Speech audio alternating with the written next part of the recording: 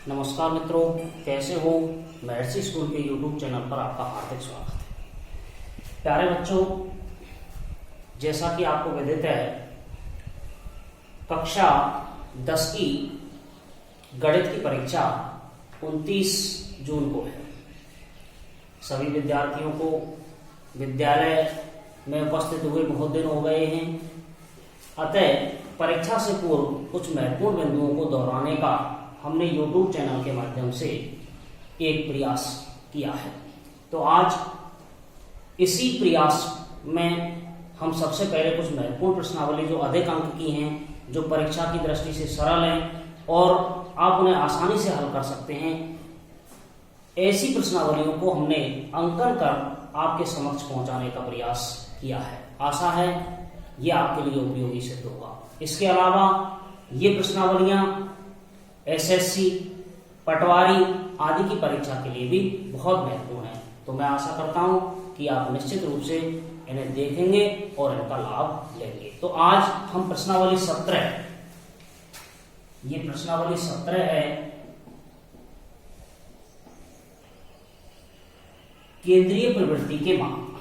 केंद्रीय प्रवृत्ति के माप, मेथड्स ऑफ सेंट्रल टेंडेंसी। ये 6 अंक की प्रश्नावली है आपकी। इसमें से 2 क्वेश्चन पूछे जाएंगे और यानी 4 + 2 प्रश्न आएंगे। एक छोटा और एक 4 नंबर का बड़ा क्वेश्चन आएगा। ये बहुत सरल प्रश्नावली है, आसानी से आप इसे हल कर सकते हैं और मैं प्रयास करूंगा कि आप ट्रिक्स के माध्यम से रटने के लिए नहीं बल्कि सीखने के लिए, जो हमेशा याद रहे, इस तरीके से मैं आपको इसे समझाने का प्रयत्न करूंगा। आशा है आप इसे पूरा देखेंगे वीडियो को और आप समझने की कोशिश करेंगे। तो देखिए, केंद्रीय प्रवृत्ति के माप क्या है। ये सांख्यिकी स्टैटिक्स का एक चैप्टर है। केंद्रीय प्रवृत्ति के माप यानी केंद्रीय प्रवृत्ति के माप एवं माध्यों के प्रकार, methods of central tendency and types of average. यानी ये 2 प्रकार के होते हैं केंद्रीय प्रवृत्ति के माप। एक तो होता है गणितीय माध्य, जिसको अपन मैथमेटिकल एवरेज कहते हैं, और दूसरा होता है स्थिति संबंधी माध्य, जिसको अपन एवरेज ऑफ पोजीशन कहते हैं। मैथमेटिकल माध्य में 3 प्रकार के माध्य आते हैं। समांतर माध्य, जिसका दूसरा नाम औसत है, इसे गणित में औसत भी कहते हैं। एवरेज मीन, एएम कहते हैं इसको। गुणोत्तर माध्य, ज्योमेट्रिक मीन, और हरात्मक माध्य, हार्मोनिक मीन। और ऐसे ही स्थिति संबंधी माध्य में माध्यक और बहुलक होते हैं। तो देखिए, ये गुणोत्तर माध्य आपके कोर्स में नहीं है और हरात्मक माध्य ये आपके कोर्स में नहीं है, ये बड़ी क्लासेस में है। यहाँ हम अध्ययन करेंगे समांतर माध्य का, माध्यक का और बहुलक का। तो देखिए, ये तो गणितीय भाषा हो गई, लेकिन गणितीय भाषा को छोड़ करके मैं आपको एक सरल भाषा में, सरल भाषा की ओर ले चलता हूं, जहां आप इसे याद रख सकते हैं आसानी से। तो देखिए, आइए दोस्तों देखते हैं।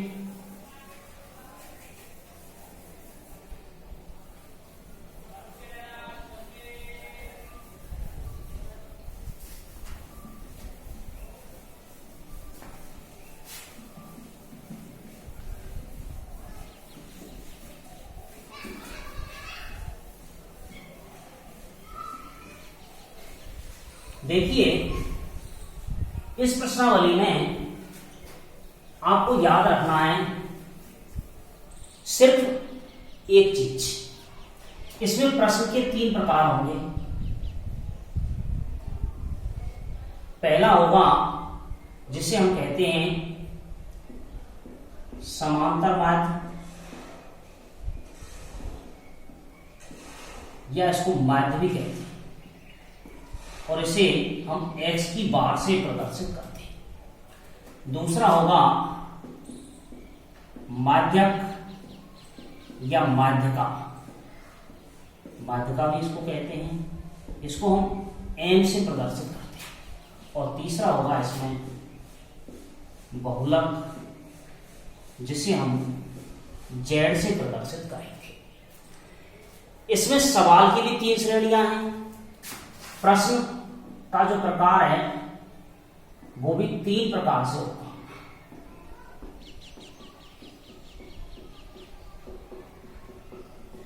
पहला जिसको हम व्यक्तिगत श्रेणी कहेंगे। मैं कह सकता हूं इसको व्यक्तिगत श्रेणी, यानी ये एक लाइन का सवाल हो। दूसरा, इसको खंडित श्रेणी या वर्गीकृत भी कहते हैं। वर्गीकृत श्रेणी, इसमें 2 लाइन का सवाल होगा, यानी एक लाइन से तात्पर्य इस तरीके से, 2 लाइन से तात्पर्य इस तरीके से या इस तरीके से। और तीसरा है अखंडित श्रेणी या वो ये अवर्गीकृत श्रेणी और ये वर्गीकृत श्रेणी। वर्गीकृत श्रेणी, इसमें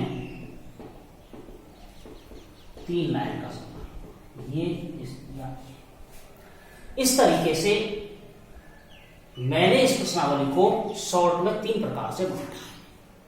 देखिए, एक इसमें ये चिन्ह होगा, इसको सिग्मा कहते हैं,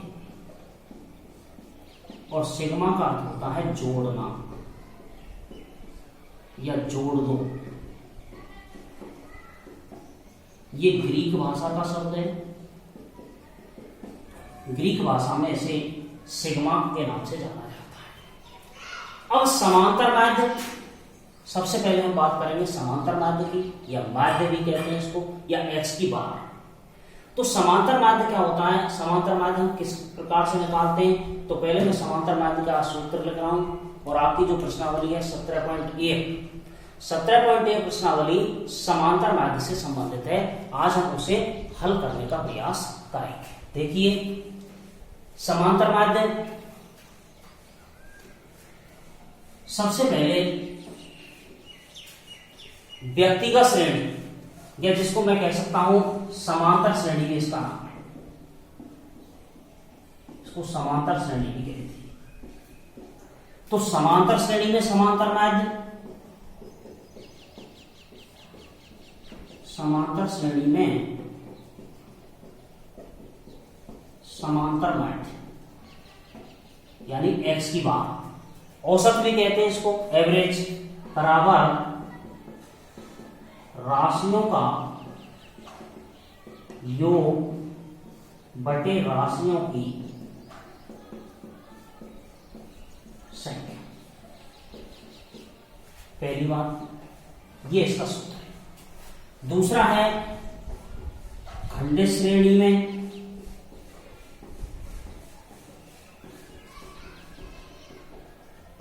समांतर माध्य, यानी 2 लाइन के सवाल में समांतर माध्य का सूत्र क्या है? एक्स की बार बराबर sigma f first x first बटे सिग्मा एफ फर्स्ट। ये खंडित श्रेणी का है। नंबर तीसरा, अखंडित श्रेणी में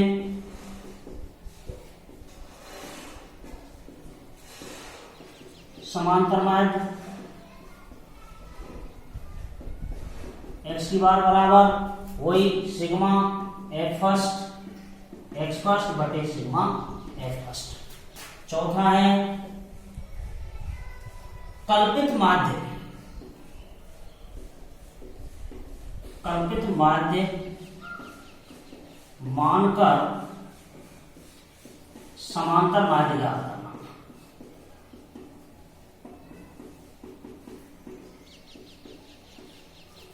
इसका सूत्र है एक्स की बार बराबर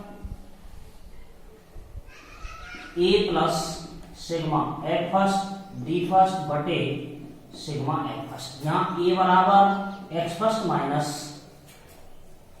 ए, वो यहां ए बराबर वो, यहां डी बराबर एक्स फर्स्ट माइनस, यानी कल्पित माध्य बराबर एक्स फर्स्ट में से, यानी डी का मान निकालने के लिए एक्स फर्स्ट में से कल्पित माध्य जो हमने माना है उसे घटा देते। अगला है पांचवा, पद विचलन।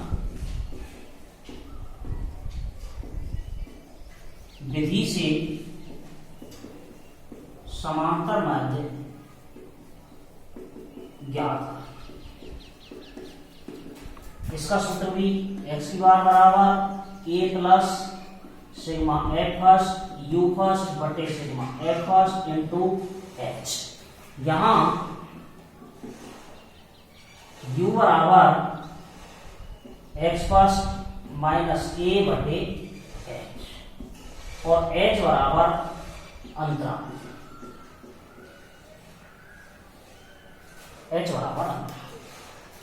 तो ये 5 सूत्र आपको समांतर माध्य ज्ञात करने के लिए याद करने हैं। यदि आपको ये 5 सूत्र याद हैं तो निश्चित रूप से आप समांतर माध्य या माध्य तीनों श्रेणियों में ज्ञात कर सकते हैं। समांतर श्रेणी में भी, खंड श्रेणी में भी और अखंड श्रेणी में भी, तीनों प्रकार के सवाल आप समांतर माध्य के इससे हल कर सकते हैं। तो सबसे पहले आपको हम समांतर माध्य की बात करेंगे, उसके बाद माध्यक या माध्यका की बात करेंगे, फिर अगले नंबर पर बहुलक की बात करेंगे।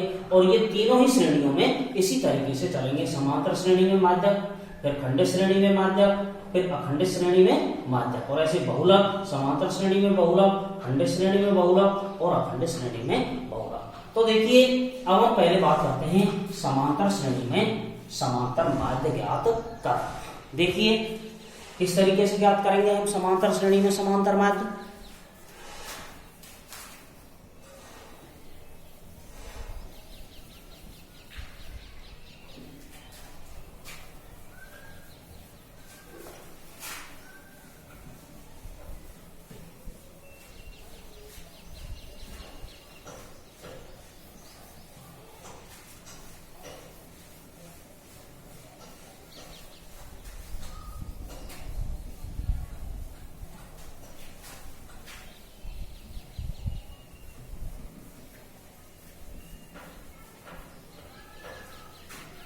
मैंने पहला सवाल लिखा नंबर 1, कक्षा 10 के 10 विद्यार्थियों के गणित विषय के अंक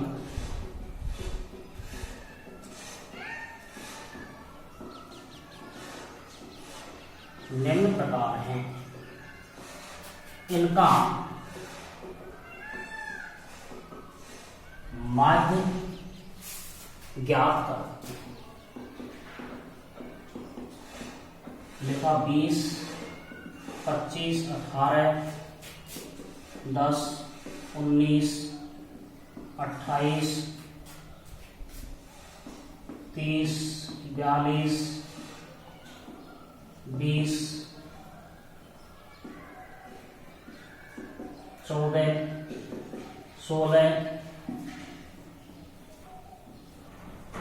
ये 10 विद्यार्थियों के इनका माध्य ज्ञात करना है। तो देखिए अब आपको सबसे पहले ये देखना है कि सवाल किस तरीके से है। सवाल एक लाइन में दिया हुआ है, ये इसका माध्य ज्ञात करो।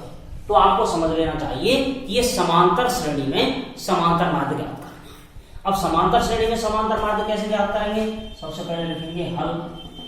हल लिखने के बाद सबसे पहले लिखेंगे सूत्र क्या है। माध्य बराबर माध्य x की बार बराबर राशियों का योग बटे राशियों की संख्या। अब देखिए ये सूत्र है। इस सूत्र में हमारे पास 3 चीजें हैं। एक तो है माध्य, एक है राशियों का योग और एक है राशियों की संख्या। जब कोई भी सूत्र का निर्माण होता है तो उसमें जितनी भी चीजें होती हैं उनमें से एक कम करके किसी भी एक चीज का मान निकाला जा सकता है। जैसे यदि वो हमें राशियों का योग दे दे और राशियों की संख्या दे दे तो हम माध्य निकाल सकते हैं, और यदि वो माध्य दे दे और राशियों की संख्या दे दे तो राशियों का योग निकाला जा सकता है, और यदि वो राशियों का योग दे दे और माध्य दे दे तो राशियों की संख्या निकाली जा सकती है। ये बराबर का जो चिन्ह है ना, ये हमेशा एक तराजू का काम करता है, यानी एक समीकरण है। सूत्र किस तरीके से समीकरण है कि इधर की संख्या बराबर होगी माध्य के, तो इधर कोई संख्या लिख करके हम इनमें से कोई भी संख्या निकाल सकते हैं। अभी मैं इसका आपको उदाहरण दूंगा यहीं पे कैसे करेंगे। तो सबसे पहले हम इसको निकालते हैं सूत्रानुसार देखिए राशियों का योग। तो राशियों का योग कैसे करेंगे, माध्य बराबर राशि कितनी है 20 plus 25 plus 18 plus 10 plus 19 plus 28 plus 30 plus 42 plus 20 plus 14 बटे राशियों की संख्या 1 2 3 4 5 6 7 8 9 10 10 हो गई।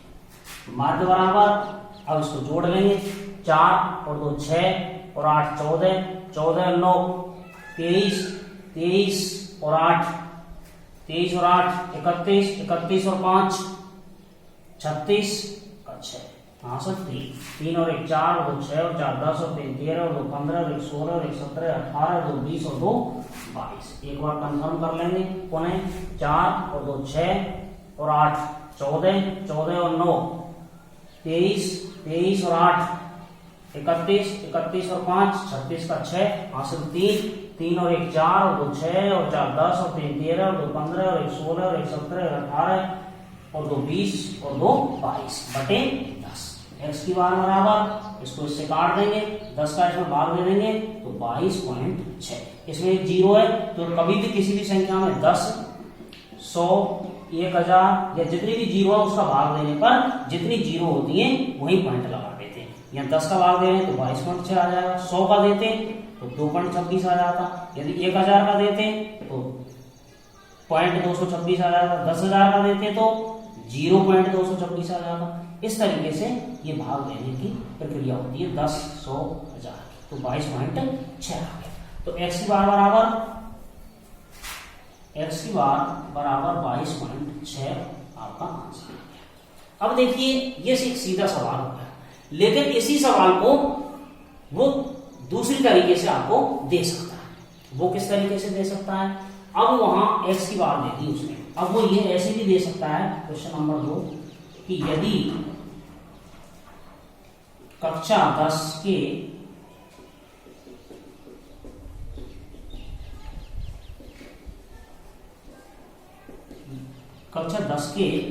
10 विद्यार्थियों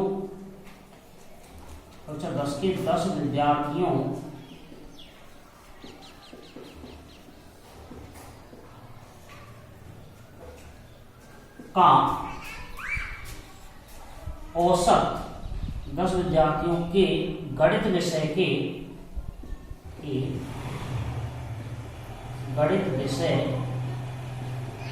के अंकों का औसत 22.6 है तथा अंक निम्न प्रकार हैं।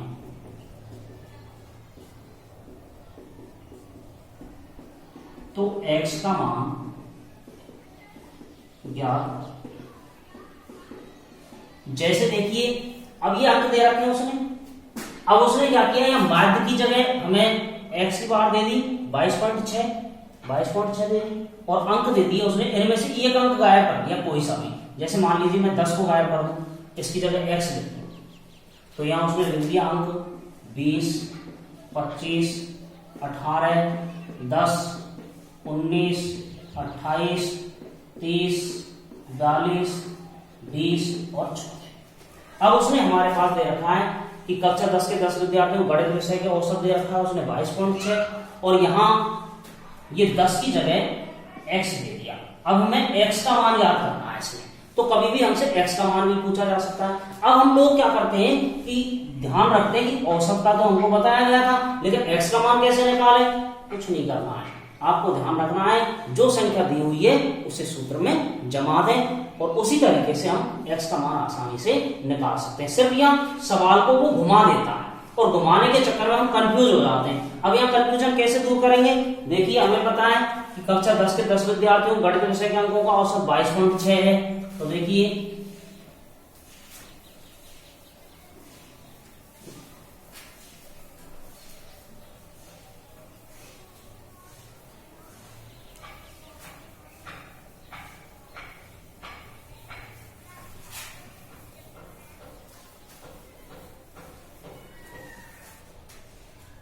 हमने यहां लिखा सबसे पहले हल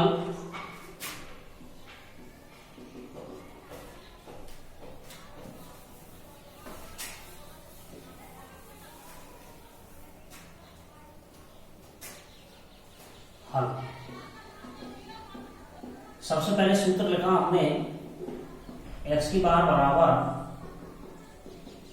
राशियों का योग बटे राशियों की संख्या।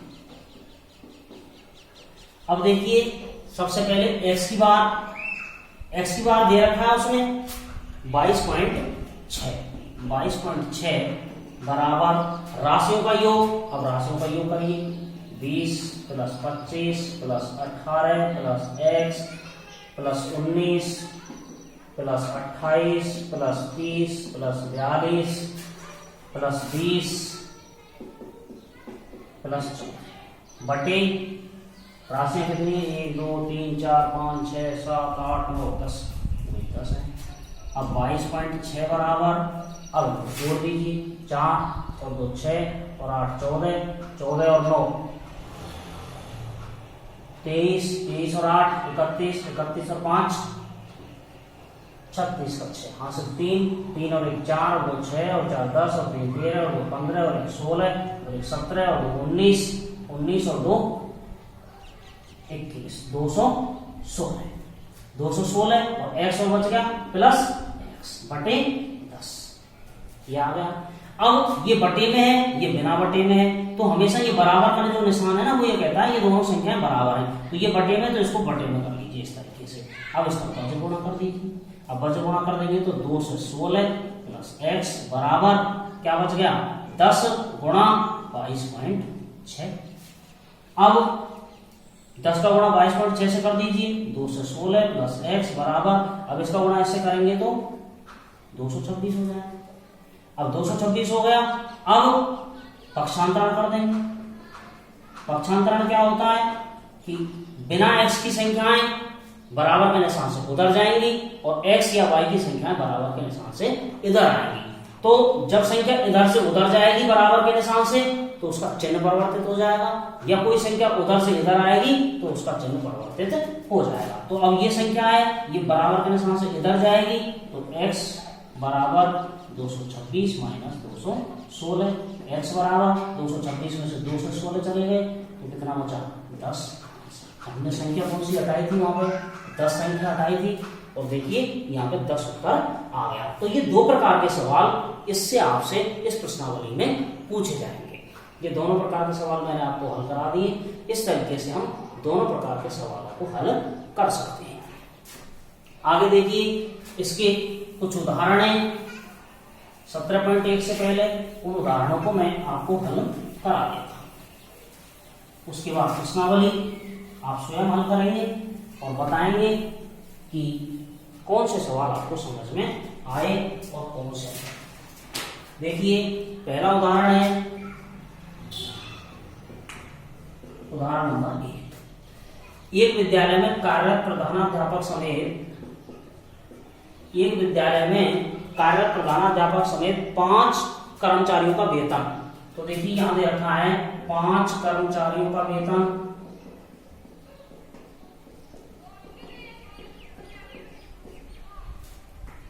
क्रमशः 8,000, 5,000, 4,000, 2,500 और 1,500 मासिक।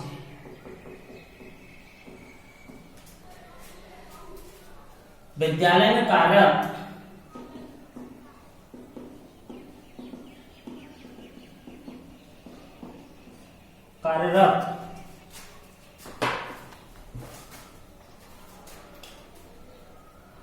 कर्मचारियों का औसत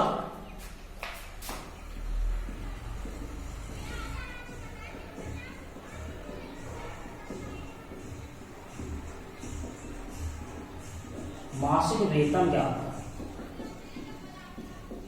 अब देखो ये औसत शब्द लिखा हुआ है। औसत का मतलब है x की बाहरी क्या। तो कैसे ज्ञात करेंगे सबसे पहले सूत्र लिख लेंगे,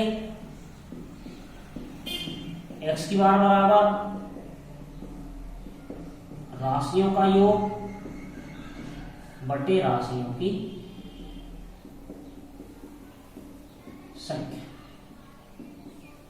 तो x की बार बराबर राशियों का योग लिखेंगे 8000 प्लस 5000 प्लस 4000 प्लस 2500 प्लस 1200 बटे संख्या कर लेंगे 1 2 3 4 5 उसमें दे रखी है, तो यहाँ 5 आ जाएगा। x की बार बराबर, अब इसको जोड़ लेंगे, सबसे पहले पहली संख्या जोड़ेंगे 0 0 0 0 0, दूसरी 1 0 0 0 0 0 0 हो गया, 5 तीसरी संख्या 5 और 5 10 10 10 10 का शून्य, हाँ सर 1 और 1 2 2 और 2 4 और 4 8 और 5 13 13 और 8 21 21,000 बटे 5। x की बार बराबर 5 से इसको काट देंगे, 5 का 20 बचा, इसमें से 1 यहाँ चला गया, 10 हो गए, 5 दूनी 10 पूरा चला गया भाग 4200। x की बार बराबर 4200। तो औसत मासिक वेतन बराबर औसत मासिक वेतन बराबर 4200 रुपये। इस तरीके से हम इसका आंसर निकाल सकते हैं। तो देखिए अब इसमें वो क्या कर सकता है, पहले की तरह किसी भी संख्या को x बता दे और वो कह दे कि 5 कर्मचारियों का औसत मासिक वेतन 4200 रुपये, तो x का मान ज्ञात करो। तो मैंने आपको उदाहरण बताया था, उसी तरीके से इसका x का मान आसानी से ज्ञात कर सकते हैं। आप इसका x का मान निकाल करके देखेंगे, कोई सी संख्या को हटा सकते हैं। 5000 को हटाएंगे, x की जगह इसको हटाएंगे तो आंसर 5000 आना चाहिए, इसको हटाएंगे तो भी 2500 आना चाहिए। कोई सी भी संख्या को x मान करके हम आसानी से उसका उत्तर निकाल सकते हैं। अगला है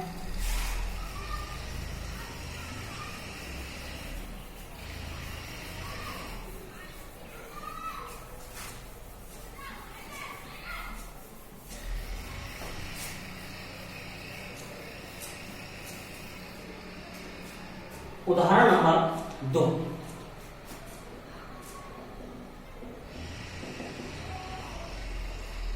प्रथम 10 विषम संख्याओं का समांतर माध्य कीजिए। प्रथम 10 विषम संख्याओं का समांतर माध्य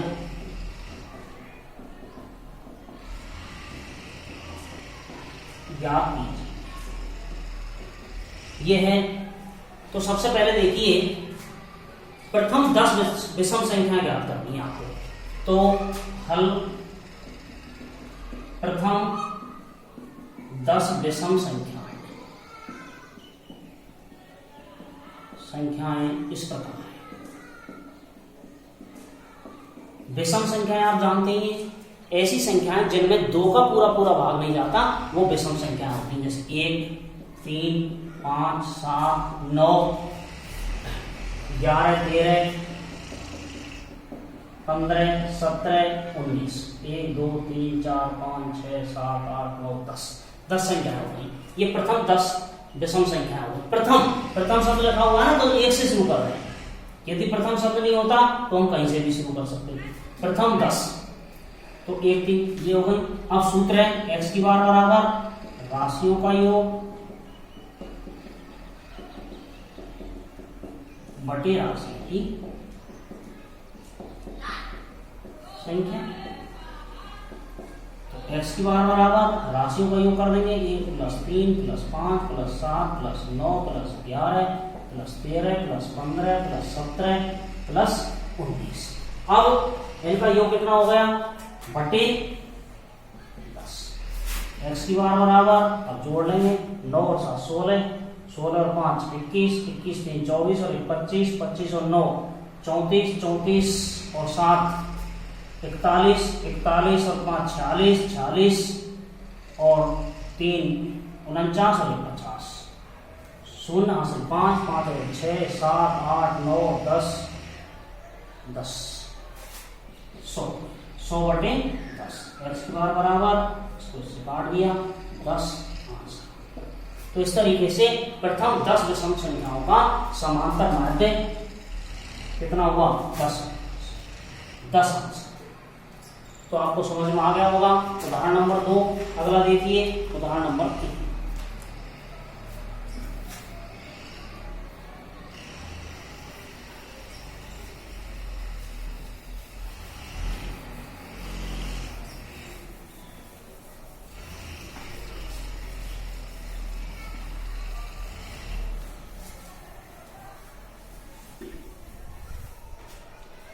उदाहरण नंबर 3 है 8 क्रमागत विषम संख्याओं का औसत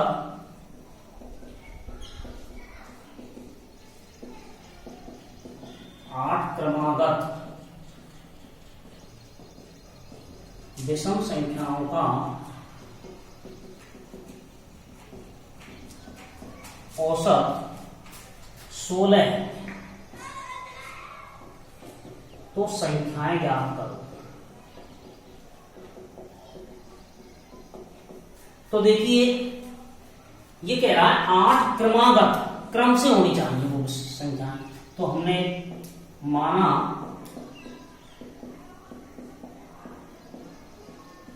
पहली संख्या x है, तो अब 8 निकाल लेंगे क्रमानुसार 8 संख्याएं। तो पहली x, दूसरी x प्लस 2। अब आप कहेंगे सर 2 तो सम संख्या है, ये विषम कैसे हो गई?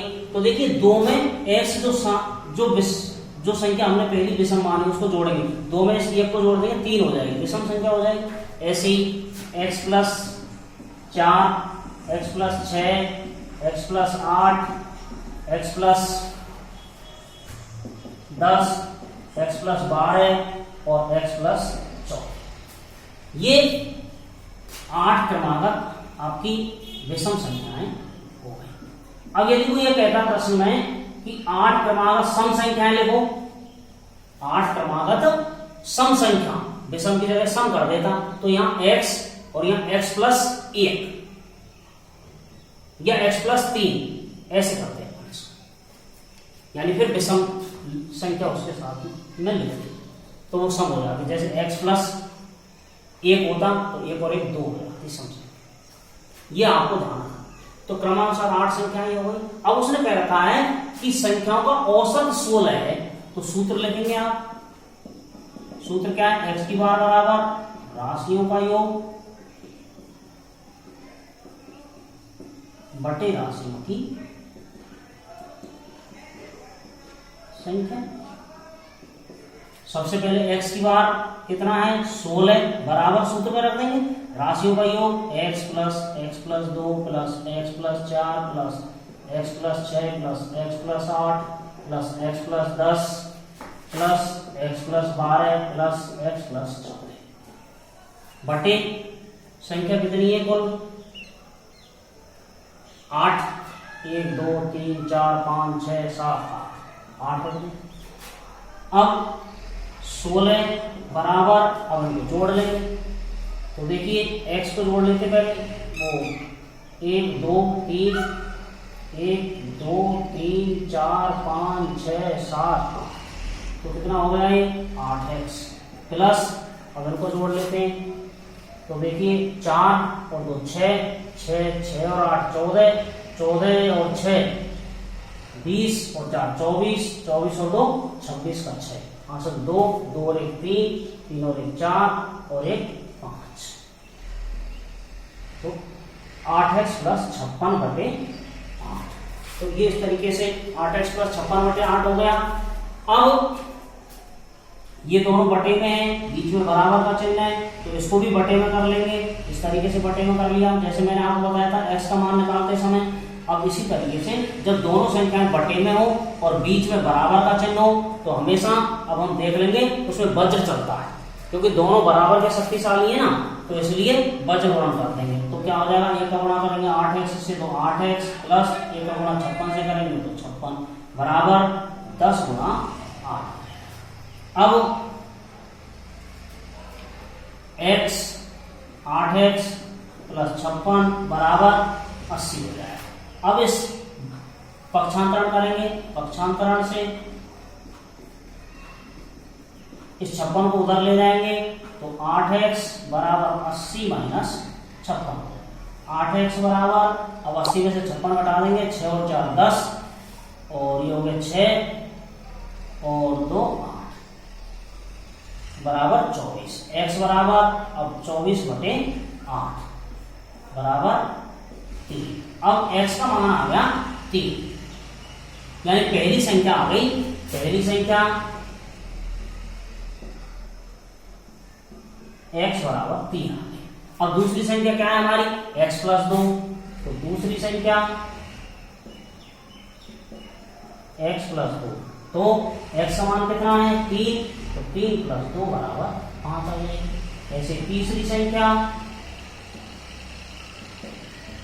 x प्लस 4 है, तो x प्लस 4 है तो x समान है 3 प्लस 4 बराबर 7 आ जाएगी। ऐसे चौथी संख्या x प्लस 6 है, तो x समान है 3 प्लस 6 बराबर 6 और 3 9 आ जाएगी। ऐसी पांचवी संख्या x प्लस 8, तो x समान 3 प्लस 8 बराबर 8 और 3 11 आ जाएगी। ऐसी छठवीं संख्या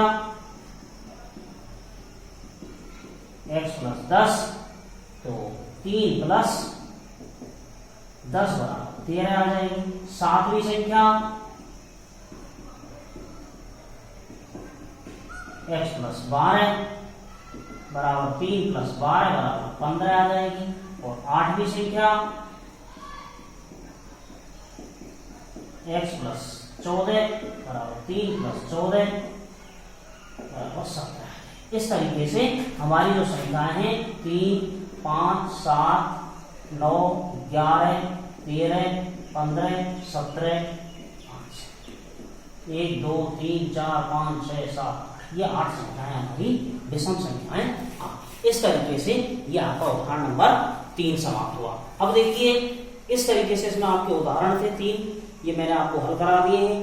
कल की वीडियो में हम 17.1 के सवाल करेंगे, लेकिन इन उदाहरणों के आधार पर और जो मैंने आपको समझाया है उसके आधार पर आप 17.1 प्रश्नावली को करके देखेंगे, और यदि जो सवाल आपके समझ में नहीं आया हो उसे कमेंट बॉक्स में लिखेंगे। कौन सा सवाल आपको नहीं आ रहा है, कौन सा सवाल आप नहीं कर पा रहे हैं, उस प्रश्न संख्या को आप कमेंट बॉक्स में लिखेंगे ताकि उन सवालों को आपको हल कराया जा सके। मुझे आशा ही नहीं वरन पूर्ण विश्वास है कि आपको ये वीडियो पसंद आया होगा। और यदि आपको कोई भी समस्या है गणितीय संबंधी तो आप कमेंट बॉक्स में लिखें ताकि मैं आपके सवालों का आसानी से उत्तर दे सकूं और उन्हें हल करने का प्रयास कर सकूं। यदि आपने हमारे चैनल को सब्सक्राइब नहीं किया है तो दोस्तों चैनल को आवश्यक रूप से सब्सक्राइब कर लें ताकि हर आने वाली वीडियो